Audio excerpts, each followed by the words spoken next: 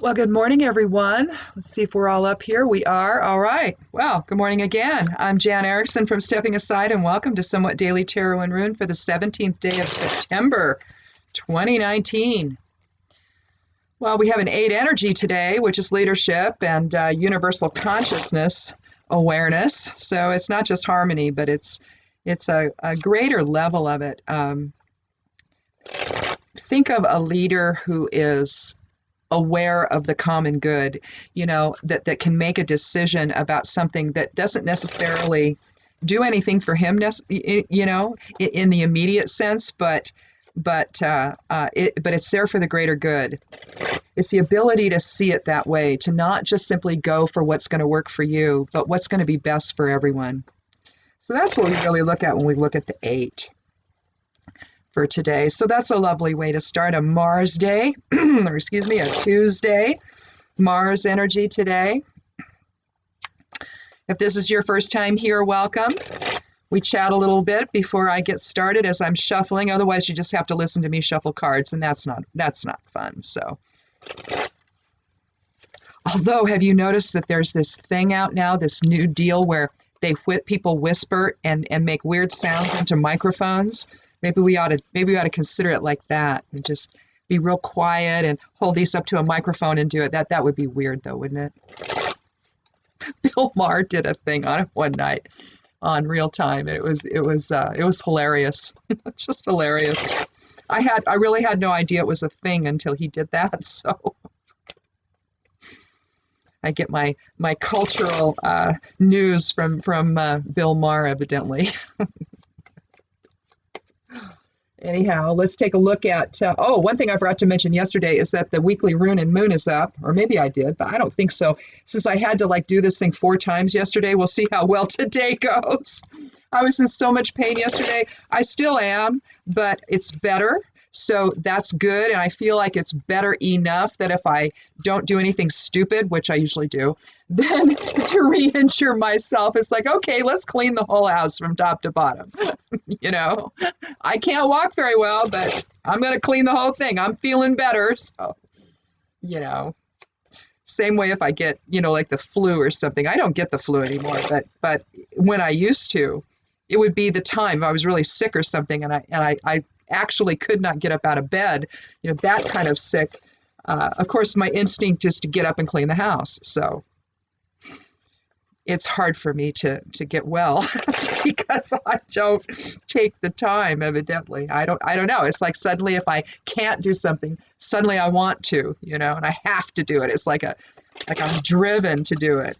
Any other time, not so much. But, the second somebody tells me I can't, well, I don't know. It's like, are you sure? I bet I could. Anyhow, Moon's in Taurus. It moved into Taurus at 3:31 this morning, my time. I don't know about your time, but if you're on the West Coast of the United States, that's when it did. It's also in what house? Let's see, the 9th house. Oh, the correspondences and astro information are also up. I got prepared last night and I finished it up this morning, and so I'm on track this week so far with everything, which is a miracle, especially because of the back pain. It's really just the lower back is one of those. I don't know about all of you, but for me, it's just that real achy type of feeling where it's almost, nausea producing. It's that weird kind of pain. It just, there's no other place anywhere that hurts. I can do anything. I'm fine. Everywhere else is just right there.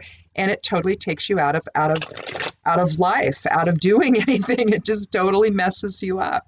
So I'm using a cane, and that's helping a great deal because I'm not having to be off balance, and I've got support when I walk. So that's been positive. I have canes from when I was really ill with rheumatoid arthritis, because back then I had fallen and I tore the meniscus in my left knee, and I had to walk with a cane. I could not walk otherwise.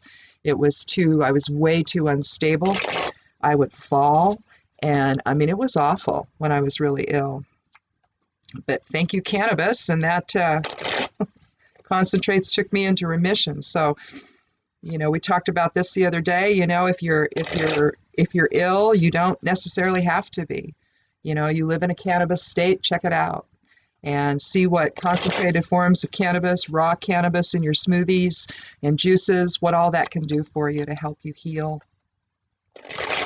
I think that we've bought into the lie that chronic illness is just that. It's chronic and it's never going to be anything else.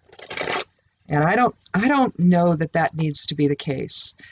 Maybe sometimes it happens that way, but I think that we've not exhausted everything. And I think one of the things that we're going to have to really start looking at is the effectiveness of cannabis, not only as a dietary staple to keep us healthy and well and keep our cannabinoid receptors firing, or at least to use it medicinally when we need it. I experienced, a healing nothing short of miraculous. I'm literally in 2.5 months after being on cannabis, after being, severely ill for 13 years plus. The real severity lasted about 13 years, though. When you can heal from something you thought you would die from, I don't know.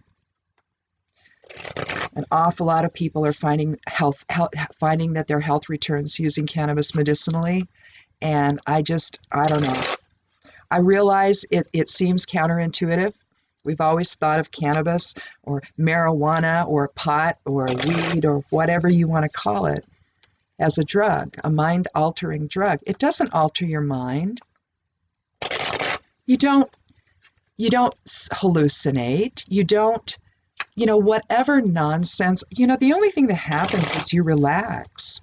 Maybe, if you're really ill and you're using cannabis oil, you might sleep for a while till you get used to it. And then you wake up and suddenly, you can do things. But initially, when you're trying to get that stuff in your body, if you have cancer or something, then it can be difficult. Your body's not used to it and you need to heal. And so it's going to force you to rest and sleep. But then, after your body gets accustomed to it, then pretty soon, you're simply in the healing mode. And, and so many go to their doctors and find out they're in remission. So I don't know. I think it's worth looking at. It may not be the answer for you, but it might. And it's certainly not going to hurt you to look into it. If you live in a legal state and you can, and all states should be, mind you, and I think at some point here, sooner than later, they will be, but for now, if you live in a legal state and your medicines aren't taking you back into health, check out cannabis and see what you think. Talk to people. You don't have to commit to anything right away, but talk to people and see what it's done for them. Go online, Google it. Trust me, the stories you hear, people are so thrilled to be well again. I wrote my first book, Confessions of a Back Porch Herbalist, dealing with all of this to show you how I did this, how I healed, what I did, how I made the medicines that I did, and all of that. That's all in there. So if you want to look at that, if you have Kindle Unlimited, it's free to read. Otherwise, it's only $2.99 on Kindle, and I think I charged a little bit more for the paperback, but not much, just because of printing costs and all of that. They like you to do that. But when it's a download, it's, nothing really. And so, try it out, see, and see if you can heal. It did an amazing things for me, truly, because I'm going to tell you, I was so severe. It was getting dicey at that point when I became a cannabis patient in 2010. And then I started taking my medicines. We made the medicines. I started at the the last week of December of 2010. And by the middle of March, I was in clinical remission. I'm not on any prescribed meds now. I stayed on Humira until September 13th of 2015. And I've been off it now. That was my last injection. I've been off for 4 years and I'm no return of symptoms. None. I probably could have gotten off the Humira sooner. But I didn't. I was nervous, Yeah, I was so sick before. And I thought, well, I'm going to get off this, but I'm going to get off of it last. And that's what I did. I don't know. Anyhow, that's my little we're kind of in Virgo right now. Not quite in Libra yet. So Virgo's all about being health conscious. So that's my little spiel for the for this month here, this lunar month. Or well, not lunar month, but anyhow, if you're thinking about those things, this might be the time to check in with yourself and with other ways of doing things and see if it can't be helpful to you. So anyhow, let's go ahead and get started with the reading, and enough about cannabis and all that other good stuff. So let's take our first card.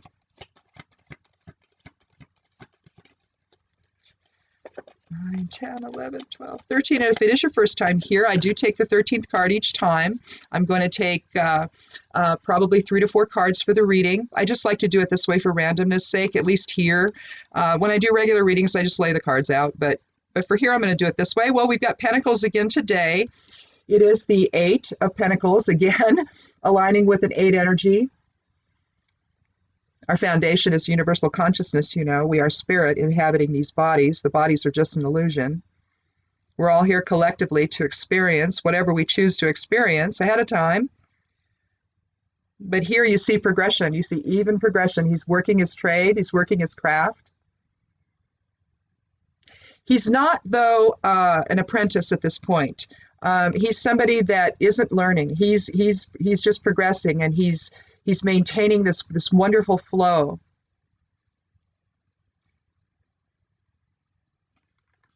But you see an even progression upwards. He's adding to his wealth. He's adding to his legacy.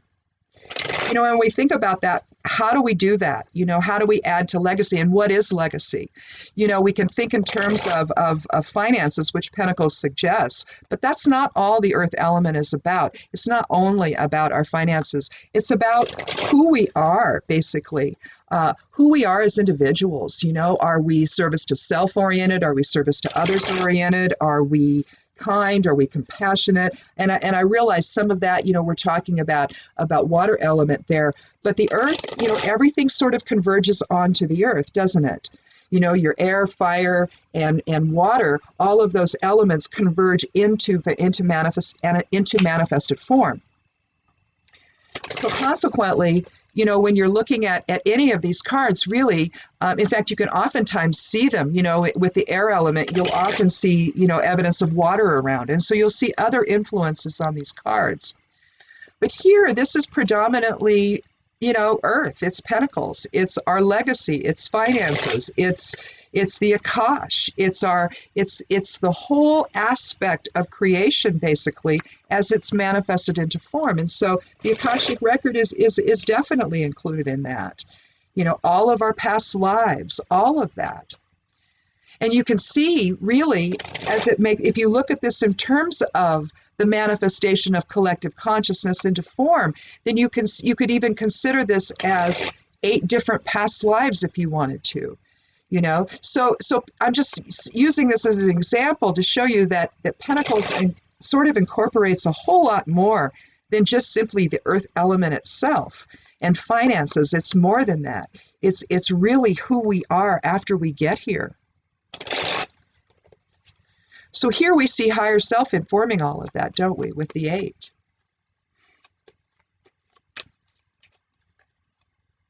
We have signs today, Taurus and Virgo, that are both strong. And so you're talking earth element signs. You know, Taurus is very stable, also very stubborn. My mother was a Taurus.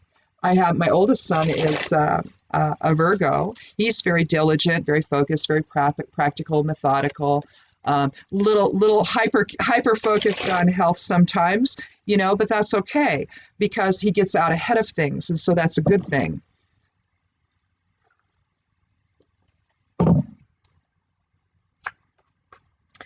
Let's see what else we have. Oh, one thing I wanted to say, especially because we've got some activism going on this week.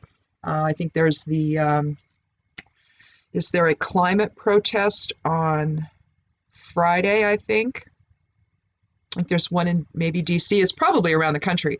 I think there's a climate protest on Friday, and then there is some kind of a of a different one on Saturday. I don't know if it's more of a world type of thing, or I don't know what it is. I've forgotten now, but I looked it up. I happened to notice that second one for Saturday. I thought there was something going on Saturday. But in any event, one of the things that we talk about cosmic rays. Cosmic rays are the rays of creation. They basically filter in all of the blessings of spirit, of creator, of source. And influence everything they move through. We think that it's the planets that influence. It's actually the rays that move through them that do it. And so then whatever planetary energy, that exists with whatever they're going through, it's all just going to be colored and modified. And by the time it reaches us, then we feel all those influences, right? But there are three that are active today, more active than the other seven, or the other three, rather. There's seven total. And we're looking at the second ray of love and wisdom, which is higher self. Fourth ray of harmony through conflict, which is after we get here. And also the sixth ray of devotion and idealism. Now, the second and the sixth, in a sense, are companion ones in a way. And one of the things I wanted to mention, and I think that, the Eight of Pentacles will help keep us a little more in line here. The problem with devotion and idealism, it sounds all great, but it could also portend fanaticism. And so one of the things I mentioned, I think, in the weekly Rune and Moon was for Friday and Saturday is that, we want to be a little bit careful here in terms of our activism, and make sure that we understand what we're doing it for and who we're actually supporting, and make certain there's so much deception going on right now. You get people that start something up, and realistically, it's done as a ruse. And so all I'm saying and suggesting is, because these rays are so active, it's telling us to just simply take a second look before we stick our toe in the water, and make certain we know exactly what we're doing here and who we're doing it with. And make sure that we're not, being used, basically, and manipulated by people that really aren't actually offering what they're selling. Okay, they're selling a lie. They're saying I'm for this when they're really not. And so it's one of those things. You find yourself manipulated, and there's a lot of that going on right now. So just be aware when you see in the correspondences, if you look at those, and you see that the second and sixth rays are both active. Understand that higher self is coming in to sort of, bring truth to that moment. And so that was another thing I had wanted to mention here. Let's do our second card.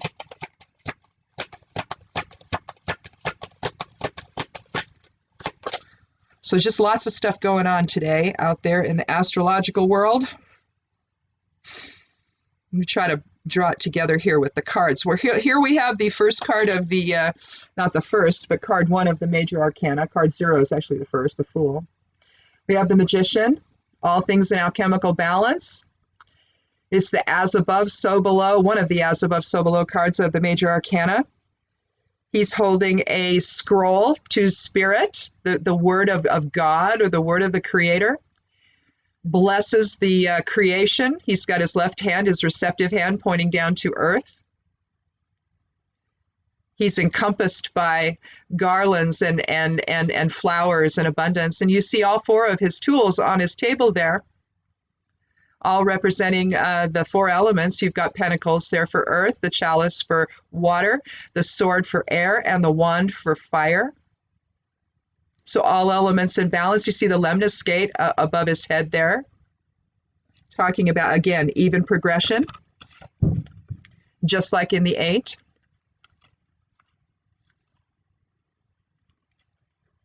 It's really about manifestation, isn't it? What are we going to manifest again? Is it going to be something that reflects the spirit informing our whole experience, or is it going to be one of ego? That's the problem we get here, and we perceive a level of duality that actually isn't real, and we perceive it in a way of us versus them.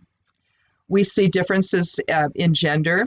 That sure, there's physical differences in gender, but in terms of personality and all of that, it's really an energetic thing.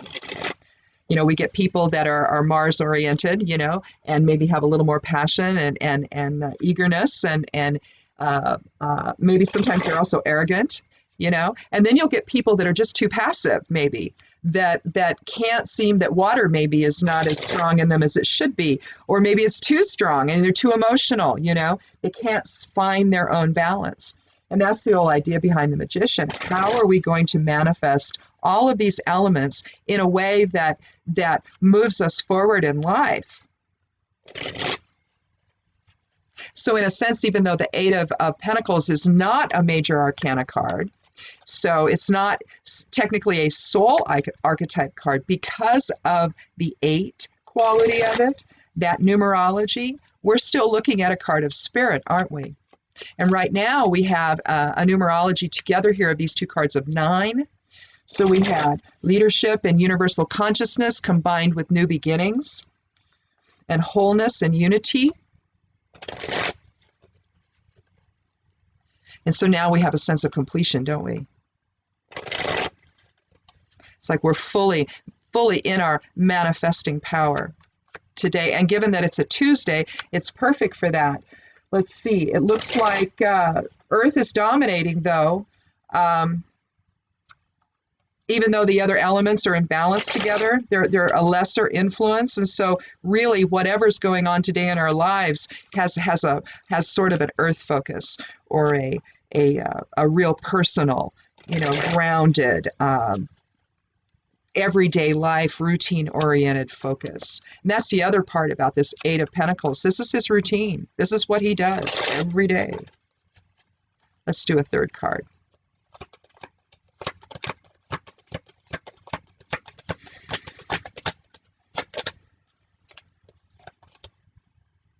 Well, another card of Pentacles, 5 of Pentacles.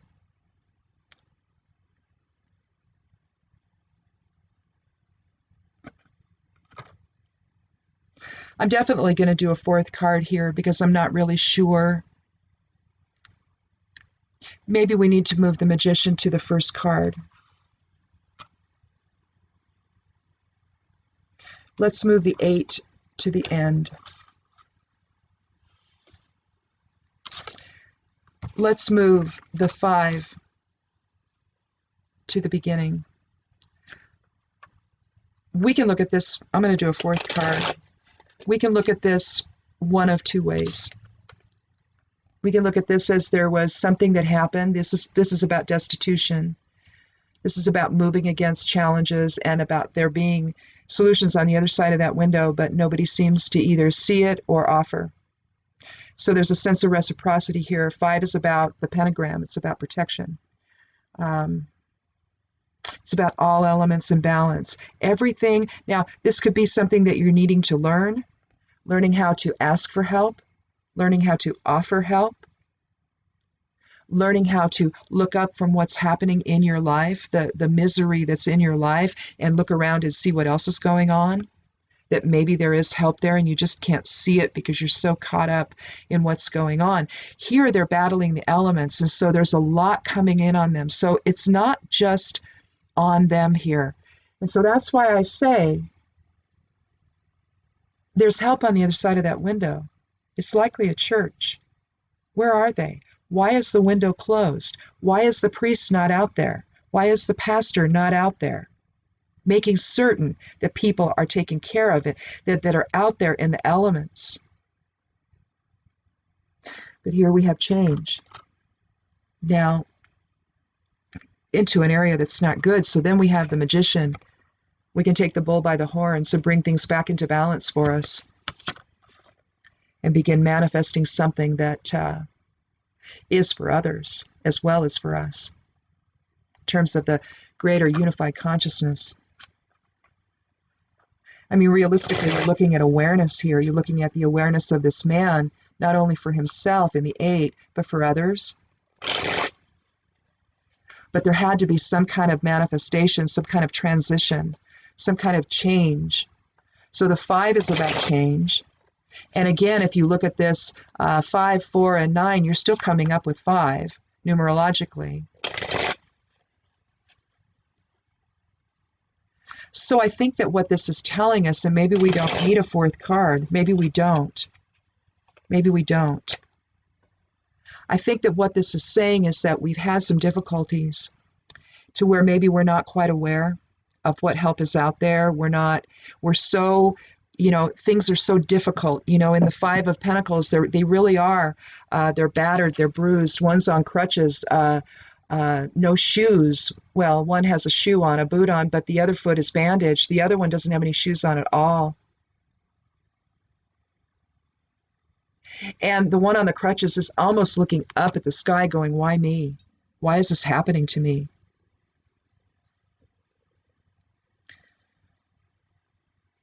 Help isn't always available. It's not always willing to be available.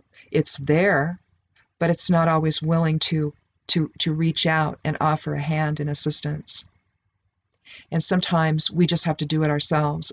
And so either we're taking on a different type of perception here today from the 5. Maybe this is signaling that we're so focused on our misery that we need to step back from it a little bit and take a more dispassionate view of it.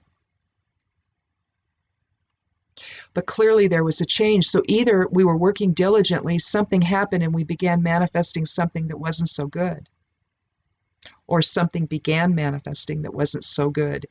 But the thing is,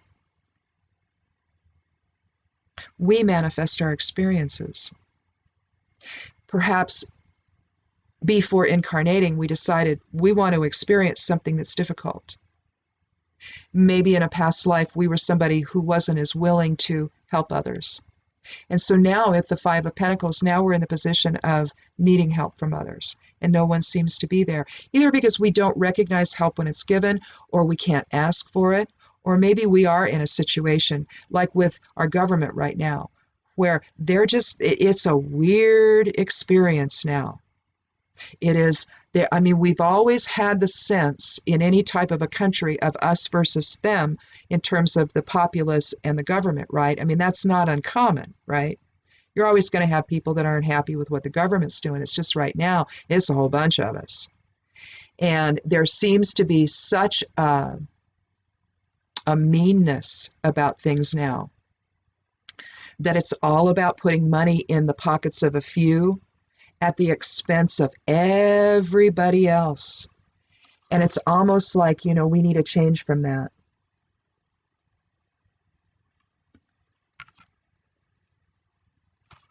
And so what are we going to do? What are we going to manifest?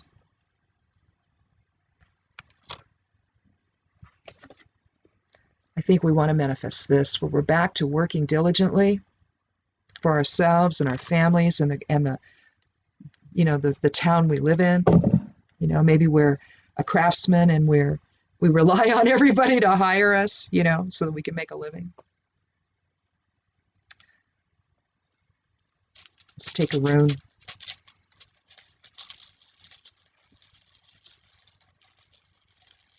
But here, whether we've manifested our own destitution, or maybe it's just a change in perception that we need and we really have more than we know. But clearly the magician comes in and acts as that pivot point between of change between what was and what can be.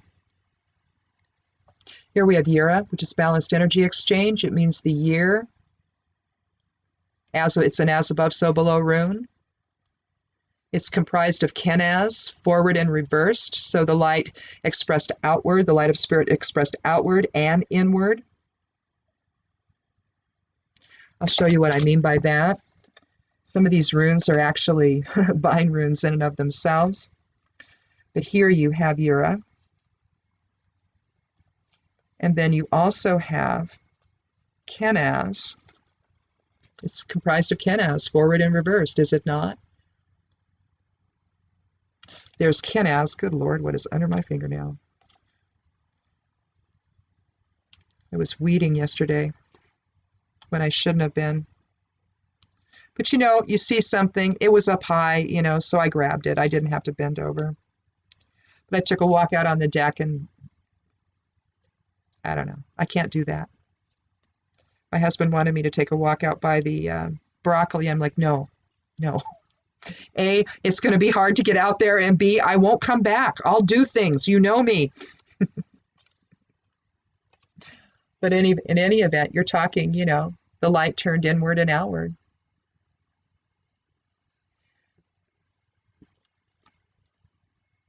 Without that, we're in an us versus them experience, aren't we? There's no way for spirit to inform the process. There's no way for the soul within to be able to see the other as the other side of self, because that's all anyone is, no matter who they are. Even the criminals, even the, really, really bad people. It's the other side of self. How people are, it's all options, right? We decide it before we come here. Are we going to be a good person? Are we going to be a little challenged by that?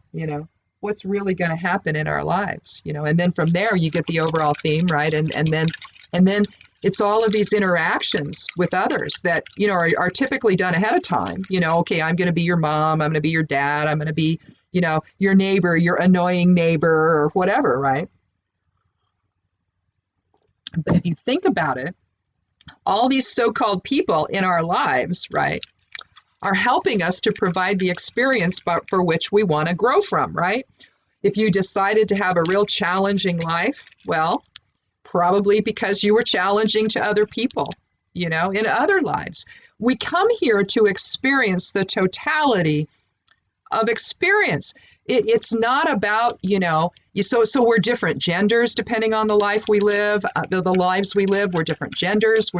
Maybe we're someone who's destitute. Maybe we're somebody of means. We experience the whole possibility of this existence, right? Every time we incarnate. So, I don't know. Let's do a geomancy. We're going to see if we can tie all this together.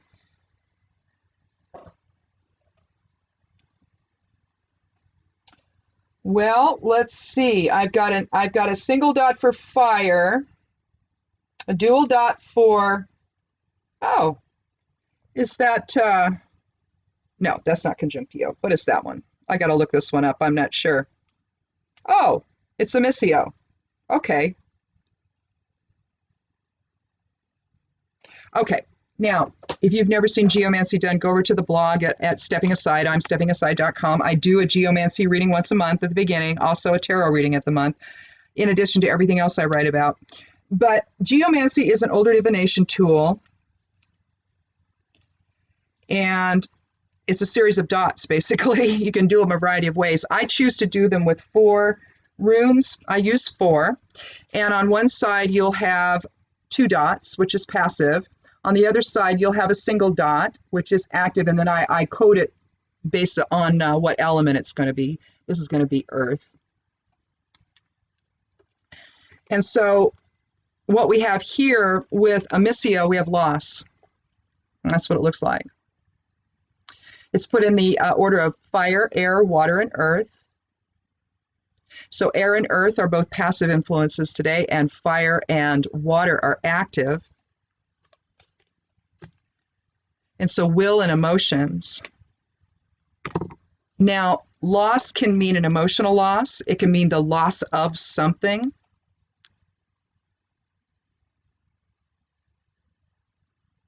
So we can look at this in terms of balance, the loss of the imbalance. Here we have an imbalance between this and this, don't we? Well, let's do it this way, because the 5 came, because we're going to put the 5 first. But you see, these are different conditions, right? We have destitution and loss, and we have hope, and we have success, right? But it's really all about what we want to manifest. This is a choice, and just because we've decided to maybe experience some loss in our lives, that doesn't mean we need to live in the misery of it, right? We can figure out a way out of it. It's not that you're just supposed to be in prison here. You're supposed to move past these experiences and learn something from them.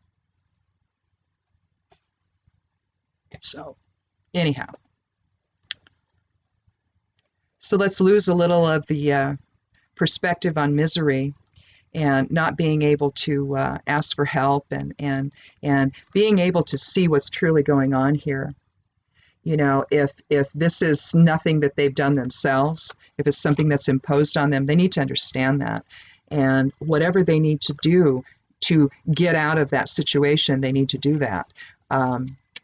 If this is, and of course that's sometimes easier said than done, especially if you don't have anything.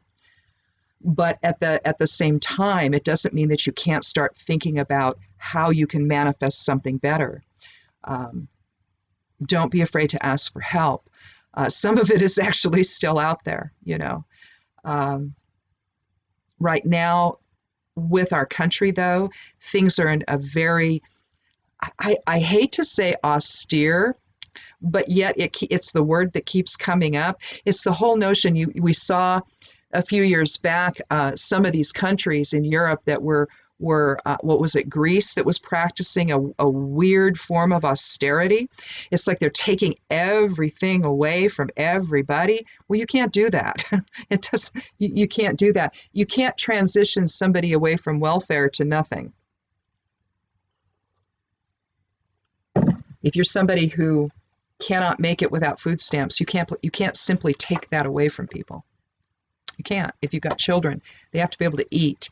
Now, you're always going to have people at varying income levels, but if we are not willing as a society to do something about that collectively, see, and that's what the 8 is talking about.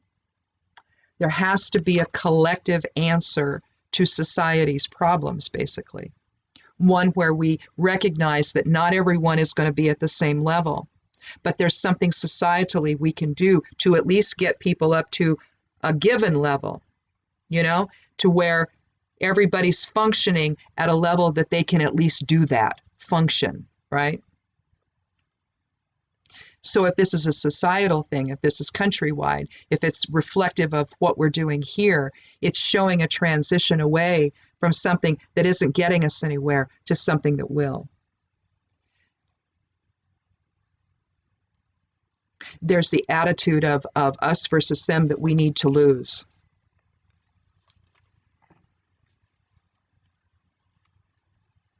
Whatever the grievance attitude of the guy in the Oval Office, we need to lose that. We need to lose it. We're not going to get anywhere with it. We're going to constantly be at loggerheads, and we're never going to understand that the way forward is in shared purpose together. So whether this is dealing with what's going on in our country, the wackiness that's happening here, or anywhere else for that matter, I think that the attitude here is manifesting a different way that's in harmony with others, that's in balanced energy exchange with others, and that's allowing the light of spirit to both reflect inward and outward to help us make those decisions and to change that perception that we have. So anyhow, I guess that's it. We've gone a little long today. We're about 38 minutes. Oh, Lord. Anyway, I guess I got talking about cannabis. See, that's what happens, you know. You get excited about something that actually works. It's amazing, isn't it? Well, I think that's it. So I guess I'll see you tomorrow. Thanks so much for coming by. Come back tomorrow. And again, if you have questions or you have another type of interpretation for this, include it in the comments, truly. Let's get a discussion going. I see this from my perspective. You may have another perspective. And here's the thing. Somebody listening, you know, something you say in those comments might really resonate for them. It might be life-changing. You don't know. So please do, you know, if you have questions, if you have another interpretation for this, add it. This can only add to what we know. So anyhow, we'll see you tomorrow. Be good to yourself, be good to one another, and blessed be.